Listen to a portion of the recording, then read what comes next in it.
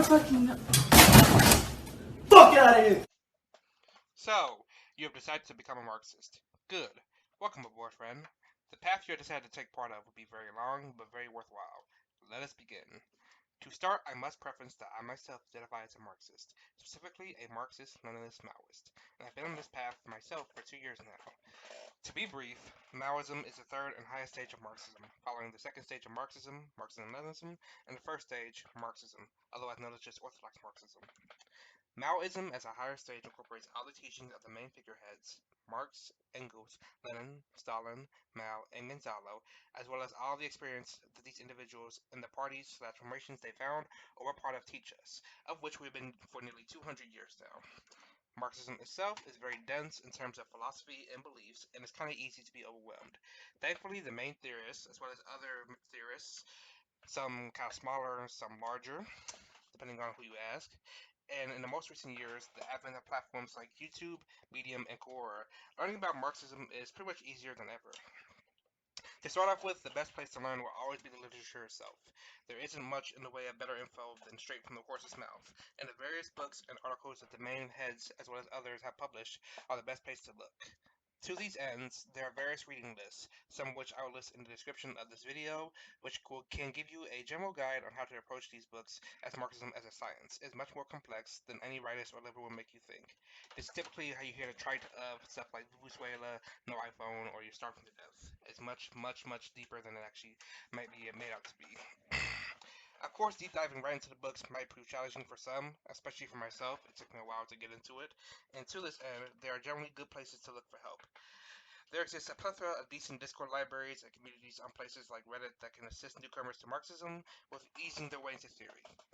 Overall, though, the best place to look will be the Marxist Internet Archive, which is packed with every book you will ever need to be a well-rounded Marxist. Now, I should preference that there are some other books that may not be available on the Marxist Internet Archive, but you can always, kind of Google these books and kind of find them places as well. Some of them you might have to buy because they are only physical. Thankfully, most of them, though, are in the form of PDFs, so you don't have to spend a whole lot of money.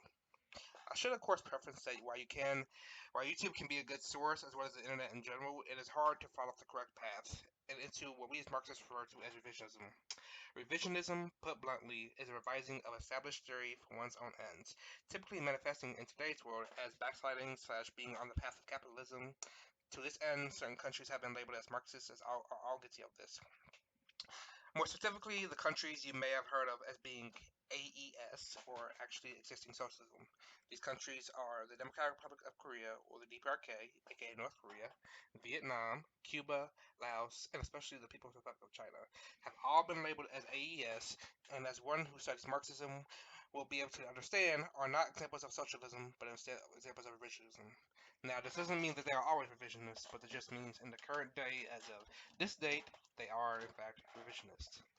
With this in mind, there are certain YouTube personalities that I would kind of avoid going to for information, as well as some YouTubers who have once been good and YouTubers I may have enjoyed in the past or assisted me in Marxism myself have turned out to be opportunists/revisionists, I'm sorry. Opposite of this, however, are good YouTubers who you can follow for actual helpful advice and supplemental content to the main Marxist theory.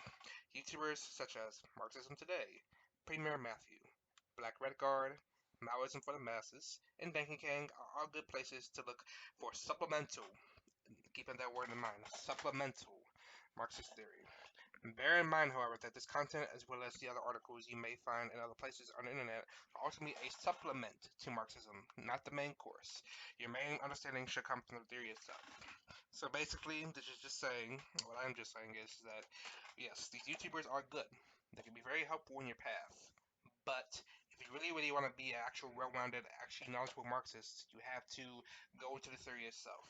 Yes, it is very challenging, especially Marx himself, as well as Engels, as they are very, you gotta keep this in mind, they wrote for people in the 1800s, early to mid-1800s, where they were assuming that the first world countries, which we know of as being like the US, England, Germany, France, and all that, these countries were the most developed and had very much, people there were very well literate. So as such, you can kind of tell by the English translations of these texts, for example, because I am American, you can tell that these texts use very old and dated words, but are very heavy in terms of those words, and they're not as very they're very dry, basically. So it can be hard to get into, but you can either read these books as a PDF in text, or there are certain YouTubers on YouTube who you can just Google. They do provide audiobooks for this material. One of the best ones is Socialism for All. He's an amazing source for audiobooks. So if you're a better learner in terms of audio, then that's definitely a place to look into because he has pretty much majority of the books you will pretty much need to become a good Marxist. Now, he doesn't have everything, but most of the stuff that you'll pretty much need is pretty much there. So you know where to find the actual theory, what the theory is, as well as the supplements to assist you. But what about practice? At the end of the day, Marxism is all about practical action over lofty ideals. To this end, there are things a genuine Marxist and revolutionary must do. While you might not be in a position right now to organize immediately, there are things you can do to get yourself into a place where you can do so. As a wise chairman once said, civilize the mind and make savage the body. As a Marxist, you should verse yourself well in mind in theory, but remember to make yourself ready to put it in action. With this in mind, there are some things I would do. First, if you aren't already, start taking up physical fitness. As a person who is not in the best of health, I find that physical fit exercise and correct diet is vital to not only improving health, but making yourself feel better and more confident and more able. The enemy has also realized this and has been putting it into practice. It's the time we do so as well. To this end, as a novice in the gym, there is a plethora of information available online, and some of it, much like Marxism, can be overwhelming, though not to the same degree. As a guide, there are certain things a novice should focus on and things that you shouldn't. Your starting point will influence how you proceed. The first key part comes with programming. As a novice, your main focus should be put into the big, main compound barbell movement lifts. Sorry about that. The bench press, the squat, the deadlifts, row, and overhead press. Many people can attest to the fact that starting off with these exercises is the quickest way to increase both muscle and strength. As a beginner, you are to make in a phase called the newbie gains. This is a time where you can make rapid progress in the gym, consistently adding weight to the bar and improving on a workout to workout basis. So typically, let's say for example, you start off with one workout, say you bench just a bar for 45 pounds. By next workout, you should be able to bench 50 pounds, aka adding a 2.5 plate on each side. To this end, programs like Ice Cream Fitness 1.0 and 2.0, Starting Strength, the Alpha Destiny Novice Program, and others will get you jacked. Your program should also have some cardio, especially if you're not the most athletic, as cardio, whether it be HIIT or HITT, high interval traditional cardio, or steady state, will get you active and hardworking. And it's very important because stamina is very good. It's one thing to be able to lift a bunch of weights and lift very heavy, but if you can't actually use stamina and have the actual cardiovascular health to use and lift that heavy weight, then there's no purpose in doing so. As many people will attest to, squats, for example, while they work the quadriceps, aka the legs, they're very taxing on the whole entire body, especially the cardiovascular system. So if you don't keep up on your cardio, you'll be finding yourself limited on how much you can squat. Even though you might be able to say squat 315 for one, and theoretically, you could do 315 for 2, but because you find yourself so tired, you might not even be able to do that 315, not because you aren't strong enough, but because your central nervous system or your cardiovascular system is not up to date where it should be. So keep in mind that you need to do cardio.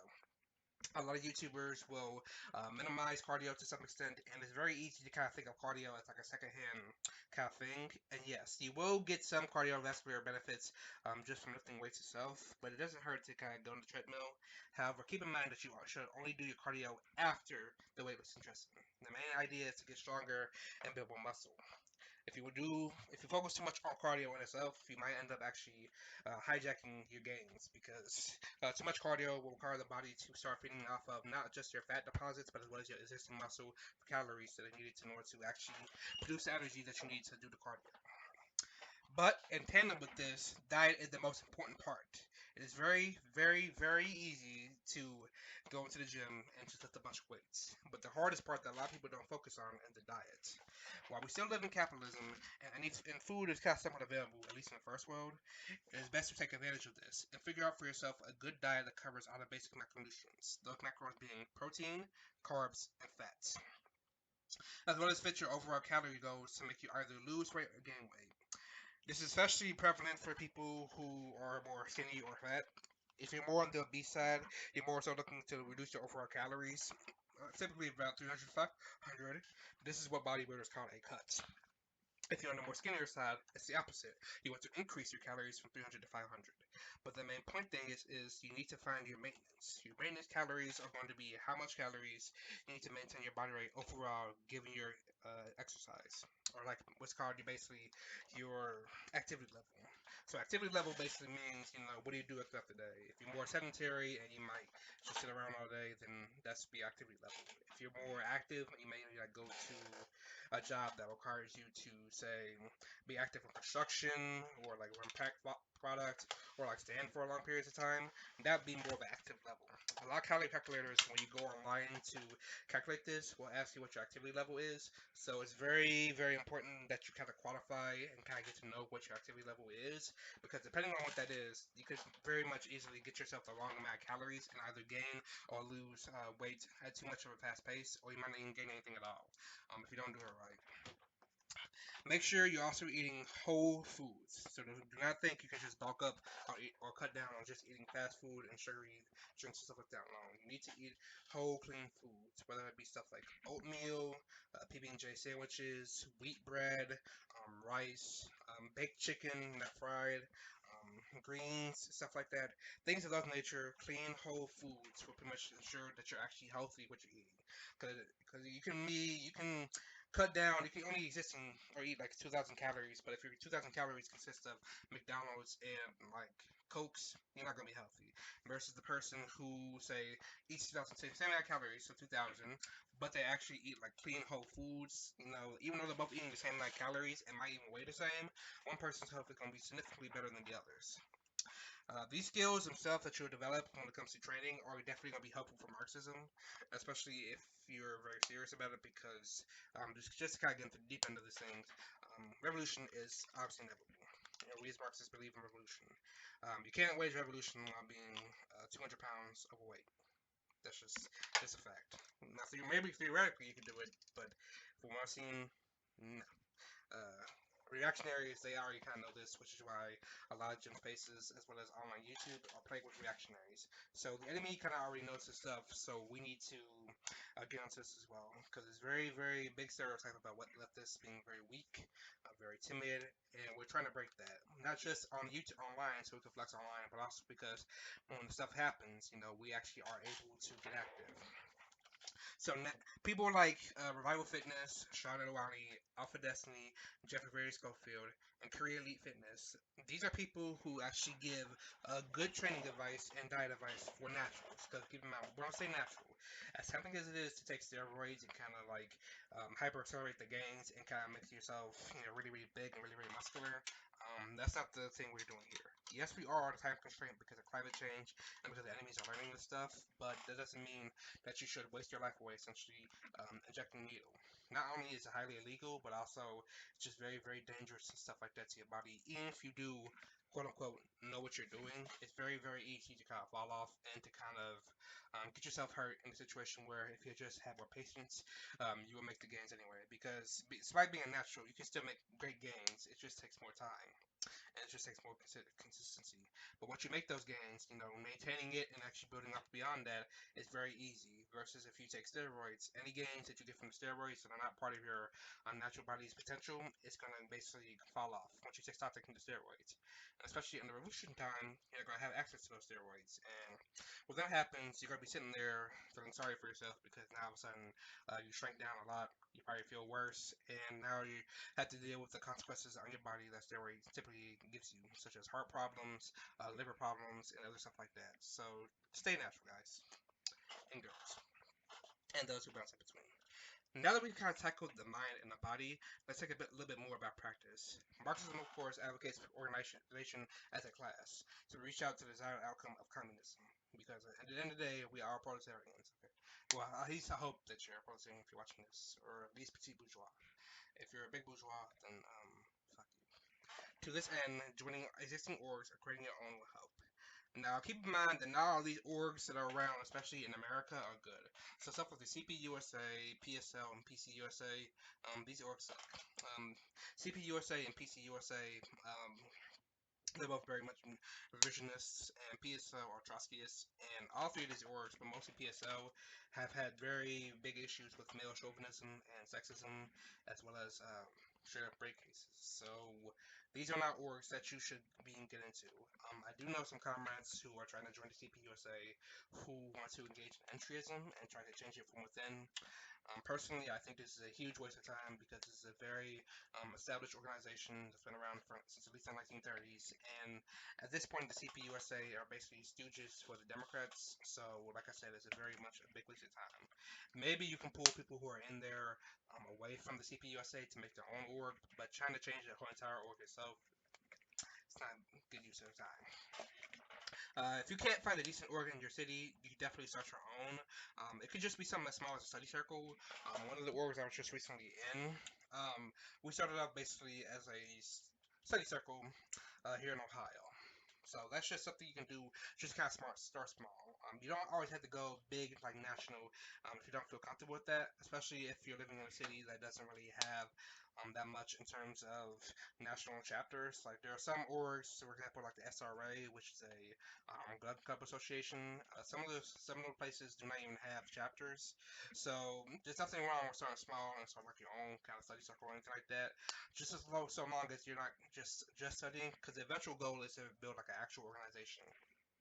So it's entirely one thing if you just kind of sitting in day to day and week to week, and you just read Marx, read the same thing over, and nothing really happens about it. But the actual goal itself should be to, okay, now that we kind of understand Marxism a little bit, let's kind of go ahead and reach out to people. Now, how you're going to do that is up to you. As a Maoist, specifically, we believe in the mass line theory of organization. And if you kind of want to know more about that, like I said, that's more so something that you can read into once you actually start reading. So you'll be able to kind of discover that as well as a couple other things. So just keep that in mind. But like I said, that's going to come down for later. So just in the meantime, make sure you kind of familiarize yourself with just Marx and Engels first before you jump ahead. Even though Mao is, I think, is a very good writer and I like his content. Mao himself probably started out reading Marx, Engels, and Lenin, obviously. Lenin himself read Marx and Engels. So you can't just jump from Marx and Engels and also jump to Mao. Like you have to kind of read these things in order, and that's kind of something I recommend. I know there's some reading lists who want you to kind of jump around a little bit, but I personally recommend just going straight linear order. So it goes Marx, Engels, Lenin, Stalin, Mao, and Stalin. And then, and now between that, if you want to read some like more smaller time figures, you definitely can do so. But like I said, it's just more so just please keep in mind that you're gonna be confused if you decide to jump around a little bit, which is why I more so recommend just kind of starting off from the beginning and kind of going up. So at the end of the day, like I said, the road itself is long, but it's definitely worthwhile. We'll take this path not because of some selfish desire, but because basically we're not given much of a choice. Within the next like couple years or so, like that, we're gonna be seeing more of the outcome of climate change, and with that, it's going to be coming with hotter summers, colder winters. The interim periods are going to be starting to fade away. So the spring is going to be very hard to define what the spring and the summer is because the spring is just going to be getting so hot and it's going to be so cold as well. So it's going to be a bit of a issue. So that's going to be one thing. Another thing we have is basically just the looming threat of fascism in the U.S. Now the U.S. itself, for example, is not currently fascist. It is very reactionary, but it's not fascist. It's a bit of an oversimplification just to say it's fascist, but it is still very heavily reactionary. And within the recent days or so like that, with the various laws that are going against trans people, especially, and the entire LGBTQ plus community, it is very, very things are getting intense. So this needs to be done more so now rather than later. Now, of course, we don't have the time, but it's a bit of a contradiction because we need a lot of time to prepare because obviously we're not in a good position to prepare. But at the same time, the window of time that we actually are going to have is closing, which is why I recommend heavily. Like, if you are not already organizing, and you can't organize yet because maybe like for example you have life dedications that you need to worry about because all of us at the end of the day we have to pay bills. We can't just. There's no sense in trying to be an organizer and trying to organize when you're homeless, because like that's not gonna be a good thing. So, or if you have stuff like family matters you need to take care of, take care of those things as well. Now, but like I said, the overall goal, though, should be to move towards a position where you can actually organize. It shouldn't just be, okay, well, I can't organize yet, so therefore I'm just going to go through life and hoping that something else happens. No. You should be in a position where you actually want to go out and organize, but you just can't do so yet. So you need to go ahead and improve yourself mentally and physically. So that means going to the gym consistently, improving your diet, improving your life, just making sure that you're taking care of yourself, meeting up with people who wants to organize. Organizing, like I said, start small as like a small just study circle and expand from there.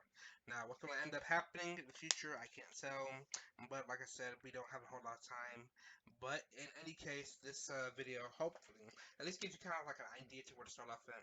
No, it's not the best video, but it is, it's just something that I came up with just to kind of talk to people who are more so in my condition, where I'm like, okay, I can't organize just yet because I have a lot of family issues, and I have a lot of real life issues as well, just like having bills to pay and just having to survive in capitalism, like pretty much everybody else who actually wants to watch this video is. Because I'm assuming if you're watching this video, you probably already realize just how bad capitalism is, or you have like an idea of it, and you want to make things better. So, with any kind of luck, hopefully you stumble across this video and you at least glean something of this out of all my incoherent rambling. Otherwise, this has been Full Metal Maoist. I will be making a couple videos in the future. The exact topics I'm not 100% sure about, but something hopefully will come about soon. But in any case, good luck, comrade.